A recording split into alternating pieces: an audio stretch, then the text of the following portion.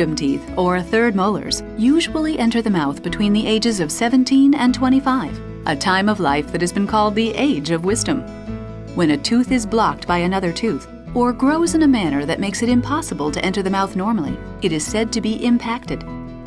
Many people have one or more impacted wisdom teeth. This video explains how third molar surgery can help prevent later problems in your mouth and teeth. If wisdom teeth are to be extracted, we like to remove them when patients are younger, late teens or early 20s, because it's an easier surgery for patients. The bone is more forgiving, the teeth aren't fully formed, and we don't have to worry about the roots being close to important structures like the nerves in the lower jaw and the sinuses in the upper jaw. You know, the problem with third molars is that they often do not have enough space to grow into the mouth. For some patients, the teeth do come in, but are so difficult to keep clean that it's better to remove them so that they do not develop problems that affect the teeth in front of the third molars. Sometimes these teeth are stuck or impacted underneath the gums. That gives them the potential to develop cysts and cause other problems later in life.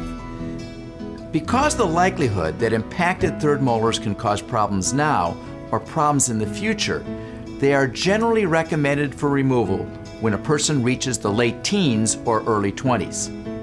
Many orthodontists refer their patients to an oral surgeon for wisdom tooth extraction to alleviate hygiene challenges and minimize the possibility of gum disease, cavities, and other problems that could affect the success of orthodontic treatment. If your orthodontist recommends extraction, you'll meet with the oral and maxillofacial surgeon beforehand. The surgeon will evaluate your particular situation and may perform certain diagnostic tests. For surgery, it's very important that the mouth be clean. We ask patients to brush and floss their teeth as usual. Wisdom teeth are usually removed under general sedation, although sometimes only local anesthesia is used. Patients who will receive an intravenous anesthesia should not eat or drink for 6 hours before surgery. Finally, it's best to go to surgery wearing loose and comfortable clothing.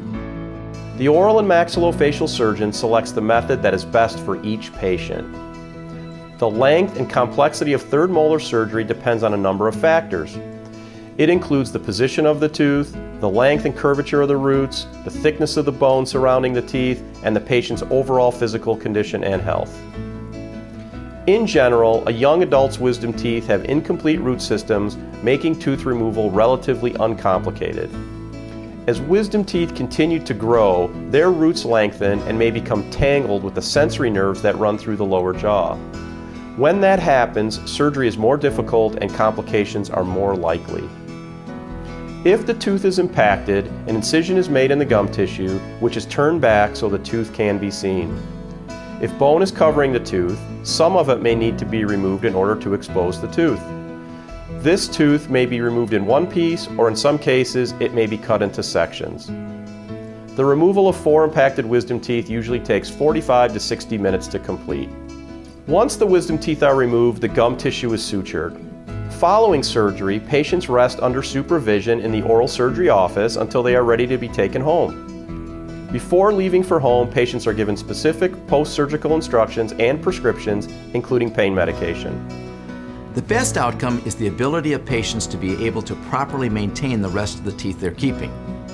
Long-term, patients can expect to experience improved dental hygiene and ease of home care.